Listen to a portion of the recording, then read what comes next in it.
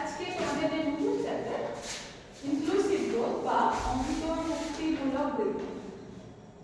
Inclusive growth এর মধ্যে যে দুটো টার্ম, একটা হচ্ছে ইনক্লুসিভ আর হচ্ছে গ্রোথ। তো প্রথমে আমরা জানি বা জানবো, আগে জেনেছি এর আগে ক্লাসে, সেটা হচ্ছে গ্রোথ। গ্রোথ কি? গ্রোথ বা উন্নতি বলতে কি বুঝো? বা উন্নতি অর্থনীতিতে গ্রোথ বলতে কি বোঝায়?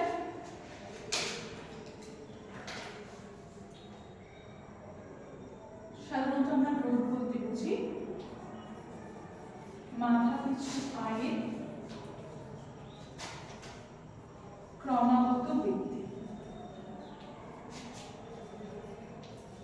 অর্থাৎ অন্যভাবে বলা যায় যে যদি কোনো দেশের জিডিপি, গ্রস ডোমেস্টিক প্রোডাক্ট ক্রমাগত বৃদ্ধি পায়, কোনো দেশের আর্থিক আয় ক্রমাগত বৃদ্ধি পায়, তাহলে বলবো সেই দেশটি উন্নতি করছে।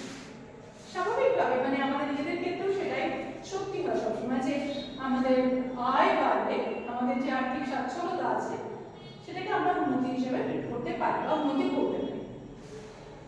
কিন্তু ইনক্লুসিভ গ্রোথ বলতে কি বুঝি? ইনক্লুসিভ গ্রোথ বলতে কি বুঝি? সেই ইনক্লুসিভ গ্রোথ বুঝতে গেলে ধরো তোমাদের একটা উদাহরণ দিচ্ছি, যে একটা কেক আনানো আছে। যদি দেখা যায় এই কেকটা কোনো একজন ব্যক্তি বা দুজন ব্যক্তি এই কেকটা সবটা খাচ্ছে, সেটা হতে পারে সে কেকের সাইজটা সেই রকমের সাইজ যে সব মানে সে একাই খাচ্ছে। কিন্তু ধরো সেখানে উপস্থিত আছে 10 জন, সে কাউকে না দিয়ে একাই খাচ্ছে। তার মানে এই যে কেক মানে আমরা একটা অন্য কথায় যেটাকে কেকটাকে রিপ্রেজেন্ট করছি আমরা এখানে যেটা হিসেবে উন্নতি, সেই উন্নতির যে ফসল সেটা যদি কেক হয় বা রুটি হয়, সেটা যদি কেউ একা খায় তাহলে সেটা তার যে সুবিধা সে একা ভোগ করছে। কিন্তু এটা কি হওয়া উচিত? উন্নতির যে সুফল সেটা কি একজনের কাছেই থাকা উচিত? উচিত। হিসেব মতো এটা কি হওয়া উচিত? এই কেকের ভাগটা এই 10 জনের মধ্যে সমানভাবে ভাগ হওয়া উচিত, তাই তো? তার মানে হিসেব মতো এই কেকটা সবার মধ্যে ভাগ হওয়া উচিত সমানভাবে। তার মানে কোনো এই যে বৃদ্ধির সুফল, অর্থনৈতিক সমৃদ্ধি বা বৃদ্ধির যে সুফল, সেটা কেউ একজন ভোগ না করে সেই সুফলটাকে যদি সবার মধ্যে সবার কাছে পৌঁছে দেওয়া হয় বা সবাইকে এই সুফলে অন্তর্ভুক্ত করা হয়, তাহলে সেই বৃদ্ধিকে বলা হবে ইনক্লুসিভ গ্রোথ বা অন্তর্ভুক্তিমূলক বৃদ্ধি। বুঝতে পারলাম? অন্তর্ভুক্তি করা, আমি আগের দিন বলেছিলাম অন্তর্ভুক্তি মানে কেউ বাইরে থেকে যাবে। তো দেখা যাচ্ছে যে কোনো একটা দেশের যত আর্থিক সমৃদ্ধি হচ্ছে তার মানে বেশিরভাগ অংশ একটা মুষ্টিমেয় কয়েকটা গোষ্ঠী তার সুফল ভোগ করছে, তারপরে বাকিরা বাইরে রয়ে যাচ্ছে। তাহলে সেটা কখনো সেই গ্রোথটাকে কখনো আমরা ইনক্লুসিভ গ্রোথ করতে পারবো না। অর্থাৎ সমৃদ্ধি বা আর্থিক সমৃদ্ধি এমন হওয়া উচিত যার মধ্যে সবাই ইনক্লুডেড থাকে, সবাইকে নিয়ে যে সমৃদ্ধি সেটাকে আমরা ইনক্লুসিভ গ্রোথ বলি। বুঝতে পারলে? এবারে ইনক্লুসিভ গ্রোথ মানে এর একটা রিপোর্ট কার্ড যদি আমরা এভাবে ভাবি যে ইনক্লুসিভ গ্রোথ মানে সেটাকে আমরা কিভাবে ভাববো, কিভাবে বিচার করবো, সেটা অন্যভাবে যেভাবে ভাবা যায় সেটা একটা দেখো এই একটা রিপোর্ট কার্ড এখন তৈরি করা আছে। Step 1, step 2, step 3, step 4, step 5। আমরা প্রত্যেকটা স্টেপে অনুভব করব যে ইনক্লুসিভ গ্রোথ মানে সেটা কি।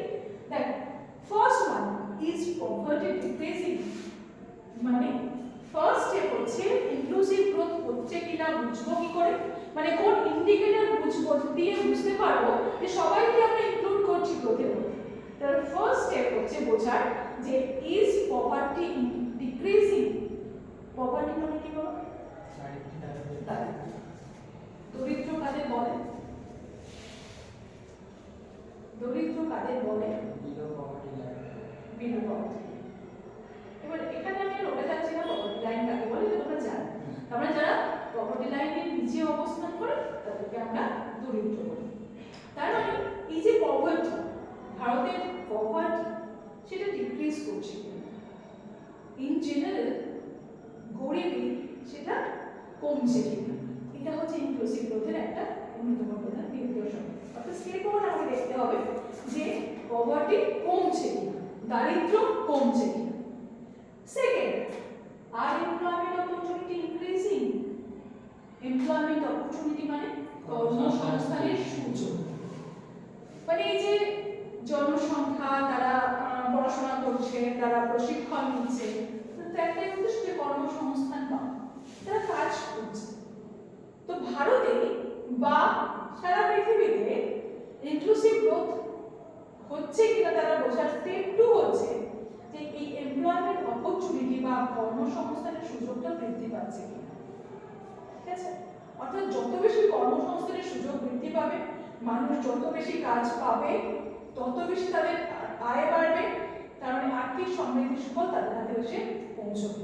তাহলে স্টেপ ওয়ান হচ্ছে পভার্টি ডিক্রিজ করছে কিনা, দারিদ্র্য কমছে কিনা, আর স্টেপ টু হচ্ছে এমপ্লয়মেন্ট অপরচুনিটি বা কর্মসংস্থানের সুযোগটা বৃদ্ধি পাচ্ছে। নাম্বার 3, স্টেপ ভালো স্বাস্থ্য ও শিক্ষার সুযোগ পাওয়া যাচ্ছে কিনা। Is there access to good health and education. সবাইকে সুস্বাস্থ্য এবং সুশিক্ষার যে সুযোগ সেটা নিতে পারছে। ইনক্লুসিভ গ্রোথের এটা অন্যতম প্রধান একটা নির্দেশক যে সবাই সুশিক্ষা পাবে, সবাই সুস্বাস্থ্যের অধিকারী হবে, এবং তার জন্য সুশিক্ষা পাওয়ার জন্য যে সুযোগ তাদের পাওয়া দরকার সেটা তাদের কাছে পৌঁছে দিতে হবে, এবং সুস্বাস্থ্য বজায় রাখার জন্য যে যে সুযোগ তাদের পাওয়া উচিত সেগুলো তাদের মধ্যে পৌঁছে দিতে হবে। স্টেপ 3 হচ্ছে যে তারা ভালো সুস্বাস্থ্য এবং সুশিক্ষার অপরচুনিটি বা সুযোগটা পাচ্ছে কিনা, অধিকারী হচ্ছে কিনা। বুঝতে পারলে? স্টেপ 4 দেখো, ইজ জেন্ডার ইকুয়ালিটি ইমপ্রুভিং। অর্থাৎ ইনক্লুসিভ গ্রোথ মানে আমি কাউকে আলাদা করতে পারি, নারী পুরুষকে আলাদা করতে পারি না, আমি এই অঞ্চলকে ওই অঞ্চলের থেকে বেশি প্রায়োরিটি দিতে পারি না, আমি কয়েকজন মানুষকে অনেক বেশি মানুষের থেকে বেশি প্রায়োরিটি দিতে পারি না। তার মানে ইনক্লুসিভ গ্রোথ বা অন্তর্ভুক্তিমূলক বৃদ্ধি অন্যতম প্রধান একটা নির্দেশক বা স্টেপ 4 সেটা বোঝায় হচ্ছে কি যে ইজ জেন্ডার ইকুয়ালিটি ইমপ্রুভিং, মানে লিঙ্গ যে বৈষম্য সেটা কি ইমপ্রুভ করছে, মানে লিঙ্গ সমতা কি আসছে। এমন নয় যে দেখা যাচ্ছে প্রতি 1000 পুরুষে 900 জন মহিলা, 800 জন মহিলা, সেটা কম নয়, এই প্যারিটি থাকা উচিত। আবার শুধু সংখ্যার বিচারে কোনো কর্মসংস্থান দেখা যাচ্ছে সেখানে পুরুষরা বেশি কাজের সুযোগ পাচ্ছে, নারীরা পিছিয়ে গেছে, সেটাও পাওয়া উচিত।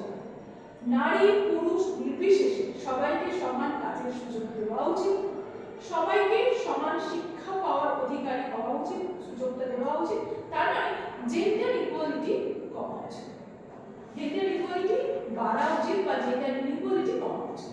ঠিক আছে, নেক্সট হচ্ছে দেখো, is the rural urban gap reducing. যেটা আমি বললাম যেমন নারী পুরুষের লিঙ্গ বৈষম্য বাড়া এটা কাম্য নয়, তেমনি কোন একটা নির্দিষ্ট অঞ্চলকে অন্য অঞ্চলের থেকে বেশি প্রায়োরিটি দেওয়া সেটা উচিত না। যেমন উদাহরণ আমাদের স্কুলটা এই যেখানে অবস্থিত, এটা তো শহরাঞ্চল, এখানকার বেশ কিছু সমস্যা আছে। First of all communication problem. শহরাঞ্চলে কমিউনিকেশন যেমন হয় সেটা রেল আছে, মেট্রো আছে, কাছাকাছি বিমানবন্দর আছে, বাসের সুযোগ আছে, রাস্তাঘাট অনেক বেশি পরিচ্ছন্ন, অনেক বেশি বাঁধানো রাস্তা, হাইওয়ে সুযোগ সুবিধা আছে, বড় বড় অঞ্চলগুলোতে তারা এই সুযোগ সুবিধা পেতে পারে। কিন্তু এই যে গ্রামীণ প্রকৃতির এই যে অঞ্চলগুলো, এখানে কমিউনিকেশন একটু প্রবলেম আছে। এখানে ধরো ইলেকট্রিসিটি, সেখানে মানে আমাদের এখনো বিদ্যুৎ সংযোগ চলে যায়, সেই অসুবিধা আছে। কোনো একটা কারখানা স্থাপন করতে গেলে তুমি যে কাঁচা মাল পাবে সেটা তোমাকে অনেক দূর থেকে আনতে হবে, অর্থাৎ কাঁচা মাল পাওয়ার যে সুযোগ সেখান থেকেও বঞ্চিত। সব মিলিয়ে দেখতে গেলে যদি কোনো শিল্পপতিকে বলা হয়, ইন্ডাস্ট্রিয়ালিস্টকে বলা হয় সহজে রাজি হবে না। তারা চাইবে অলরেডি যেখানে সুযোগ সুবিধাগুলো আছে সেখানে নতুন করে শিল্প তৈরি করতে, কারণ তারা তো তাদের প্রফিট দেখবে, তাদের বেনিফিট দেখবে। তো এখানে নতুন করে ইনফ্রাস্ট্রাকচার তৈরি করতে গেলে তাদেরকে অনেক বেশি খরচ করতে হবে, শুধু তারা কিন্তু এখানে ইনভেস্টেড হবে না। ফলো তো কি এটা কিন্তু পিছিয়ে যে জায়গাটা অলরেডি ডেভেলপড, আগে থেকে অনেক বেশি উন্নত, সেই জায়গাটা আরো বেশি ডেভেলপ করছে। সুতরাং এই আঞ্চলিক বৈষম্য সেটাও পাওয়া। এক কথা ইনক্লুসিভ গ্রোথ বলতে কি? ইনক্লুসিভ গ্রোথ বলতে বোঝায় যে কোন একটা দেশে আর্থিক সমৃদ্ধিতে সব মানুষকে সমানভাবে অংশীদার করা, বা কোনো একটা দেশে আর্থিক সমৃদ্ধির সুফল সব মানুষের কাছে সমানভাবে পৌঁছে দেওয়া।